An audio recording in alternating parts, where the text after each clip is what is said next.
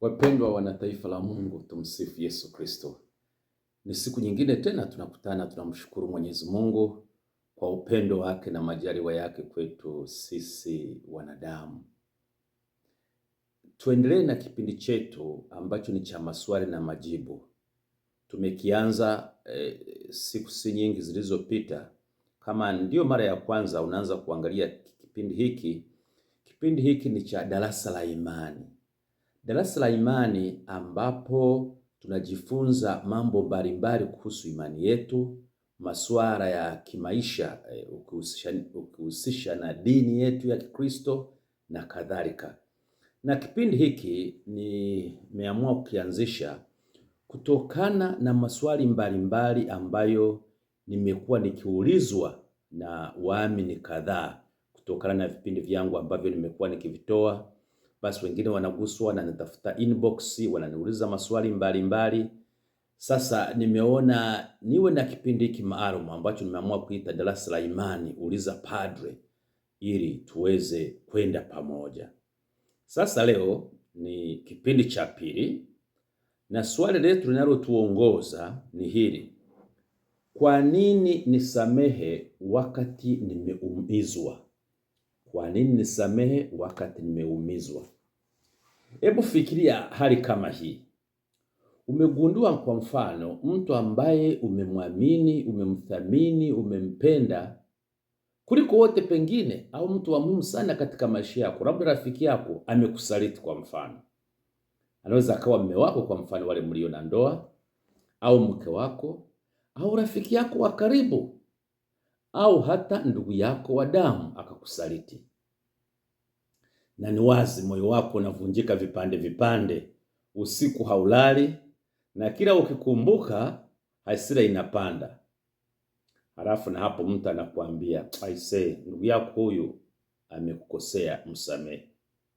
Ni msamehe kwa kosa hili? Inawezekanaje? Kuna simulizi moja niliona juzi kati kwenye mitandao hii ya kijamii. Hawa vijana wanajiita content creators na wamekuwa mashuhuri kwenye mitandao ya kijamii. Kijana mmoja ameoa na mke wake, alafu yule kijana anagundua kwamba kwenye simu ya mke wake kuna message nyingi za kimapenzi kutoka kwa mchepuko wa mke wake. Kumbe huyo kaka alichoamua kukifanya, zile message alijifuadia kwenye simu yake, akaenda akaziprint kwenye karatasi. Ikamuumiza sana. Akasema sasa mke wangu nitamfanyia kitu na mwenyewe cha kumuumiza kama alivyoniumiza. Kumbe alipomaliza kuziprint akasubiri miezi kama miwili ambayo alikuwa anataka siku ya birthday au kuzaliwa kwa mke wake ifike. Akavumilia tu, wanakula wanakunywa, ndani wamo. Siku ya kuzaliwa kwake baada ya miezi kama miwili kugundua hizo message kwenye simu, akampeleka mahali fulani, garden fulani mke wake, akasema nakupa surprise ya birthday. Ikawepo na keki, wakala na vijana marafiki zake kama wawili watatu. Alafu baada ya hapo sasa mwishoni akasema sasa nakupa zawadi. Akachomoa kwenye bahasha, akachukua bahasha akampa. Bahasha hiyo karatasi ya kwanza akasoma sasa. Yule mama anasoma zile message za kimapenzi ambazo alikuwa anatumiana na mchumba na mchepuko wake. Yule mama akawa anashangaa hivi.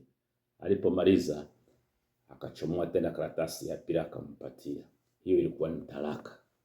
Na unajua kwa wenzetu Waislamu talaka iko nje. Akampatia talaka. Yule dada nakumbuka yuko kwenye mtandao, unajua baadhi yenu mmeshaona. Alikimbia, na ilikuwa Dar es Salaam. Kwanza sijui kama alifika nyumbani salama, analia. Hata viatu aliondoka bila kuvaa hivyo viatu alivyokuja navyo. Sasa anasema hiyo, fikiria kitu kama hicho. Na hivi visanga vimekuwa vingi sana vya kutokuwa aminifu katika ndoa. Vinawaliza, vinawaumiza wengi. Hata ninyi mnaoangalia kipindi hiki sasa hivi mtakuwa pengine mmeshasikia hayo au yameshawapata namna hiyo. Kumbe tuombeane kwa vitu vya namna hiyo. Sasa ninachotaka kusema ni nini? Je, ni muhimu kusameheana? Au ni wakati gani tunaweza tukasema umefika wa kusamehe? Na kimsingi wakati unapofika huo, wakati mwingine ndipo vita halisi huanza ndani ya mioyo yetu. Sio vita ya aliyekuumiza, au tuseme basi ni vita kwa aliyekuumiza upande mmoja, lakini zaidi upande mwingine ni ndani ya moyo wako wewe ambaye umeumizwa. Nimsamehe nisimsamehe? Sasa tuendelee na kusema hivi, ndugu yangu unayenisikiliza, unayenitazama katika kipindi chetu hiki cha Darasa la Imani Uliza Padre, kama ndio unajiunga, ni kwamba kusamehe si rahisi. Kwanza tukubaliane na hilo, kusamehe si rahisi, na hakuna mtu vile vile anayefurahia kuumizwa. Lakini pamoja na ugumu wake, Bwana wetu Yesu Kristo anatuambia kwamba msamaha ni sehemu ya maisha ya Mkristo. Tunasoma kwenye Injili ya Mathayo sura ya 6 mstari wa 15, msipowasamehe watu makosa yao, wala Baba yenu hata wasamehe ninyi. Haya si mapendekezo, ni mwaliko wa kuishi kama watoto wa Mungu, na mwaliko huu umetolewa na Yesu mwenyewe ambaye alikuwa ni Mungu. Sasa kwa nini baadhi ya watu wanaogopa kusamehe? Watu wengi wanaogopa kusamehe kwa sababu wanafikiri kwamba nikimsamehe maana yake kile alichonitendea yule mtu ni kama nimekikubali, ni kama nimeridhika, au ni kama nimekuwa mnyonge. Hapana. Kusamehe si kwamba kosa halikuwa kosa. Hapana. Lakini vile vile wengine wanasema kwamba kusamehe ni kusahau yaliyotokea. Hapana. Kumbukumbu ya mwanadamu, bongo wetu ulivyo, lazima uwe na kumbukumbu. Hata pale wanaposema nimekusamehe lakini sitakusahau, maana ya sentence hiyo inapaswa iwe hivi: nimekusamehe, kumbuka, nitakuwa nakumbuka kwa sababu ni kitu ambacho kimo kichwani mwangu, lakini baada ya kusamehe sasa na kuwa na mtazamo mpya juu yako. Sawa, nitendea kitu ambacho ni kibaya, lakini sasa sina uchungu ule tena, nimeamua kusamehe na tunaanza maisha mapya. Lakini vile vile wengine wanasema hapana, nikimsamehe mtu ataendelea kuniumiza. Ndio maana wengine wanasema nakomaa tu, simsamehe huyo mtu. Lakini wengine anasema kwamba sitakubali tena unifanyie hivi. Kabisa sitakubali tena unifanyie hivi. Msamaha huondoi haki, lazima tujue. Na msamaha huondoa chuki inayokuwemo ndani yetu. Kwa ufupi kabisa, zipo sababu nyingi sana lukuki za kwa nini tusamehe. Labda chache nigusie. Kusamehe kuna kuweka huru. Kuna watu wanafikiri wanapomchukia mwingine wanamwadhibu. Hapana. Ukweli ni kwamba wewe unayekuwa unataka kumsamehe mwenzako ndio unayeumia sana moyoni. Neno la Mungu linasema hivi, Waebrania 12:15, jihadharini mzizi wa uchungu usije ukachipuka. Ule mzizi wa uchungu ukichipuka moyoni mwako utaumia sana. Na ndio maana tunasema unapokuwa na hasira, utaki kusamehe, unakuwa na kitu tunaita negative energy, nguvu zinazokula ambazo ni hasi.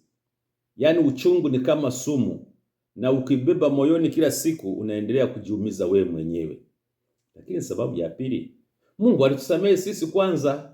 Hebu tufikirie kwa muda, kaa sekunde chache ujifikirie. Ni mara ngapi tunamkosea Mwenyezi Mungu, mimi na wewe? Na bado kila tunapotubu, Mungu anafungua mikono yake kutupokea daima.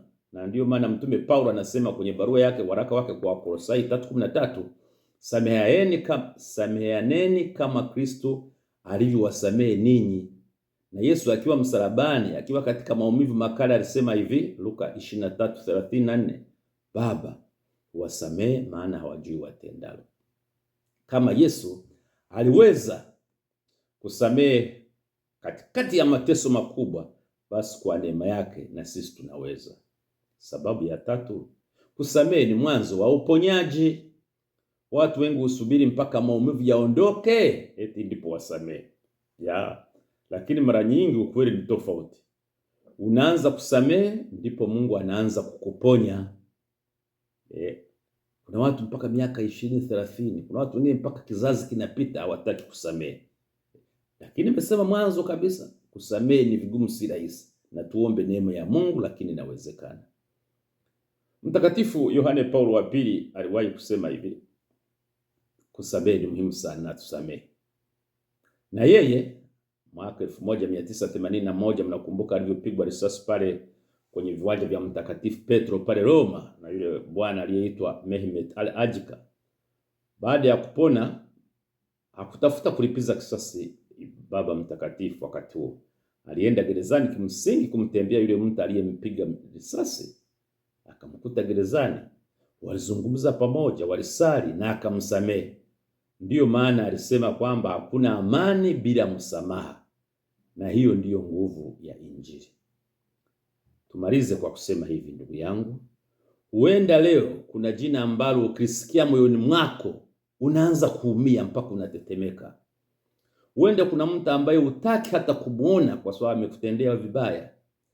Leo Yesu hakuambii kwamba maumivu yako si ya kweli, hapana. Anajua yanauma na unaumia. Lakini Yesu leo anakuambia hivi, usiruhusu maumivu yako yawe gereza la moyo wako. Samehe. Si kwa sababu aliyekukosea anastahili, bali kwa sababu wewe unastahili kuishi kwa amani. Tumalize kwa sala hii. Bwana Yesu Kristo, wewe ulijua uchungu wa kusalitiwa, kudharauliwa na kuumizwa. Leo ninaweka mbele zako watu wote walioniumiza.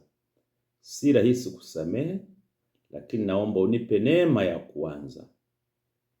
Ondoa chuki, hasira na kisasi moyoni mwangu.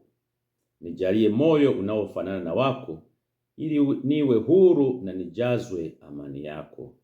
Amina. Tuendelee kusameheana, tuombeane na Mungu atusaidie. Nikutakie maisha mema, wakati mwema. Tusameheane katika familia zetu, katika jamii yetu, na Mungu atubariki sana. Tumsifu Yesu Kristo.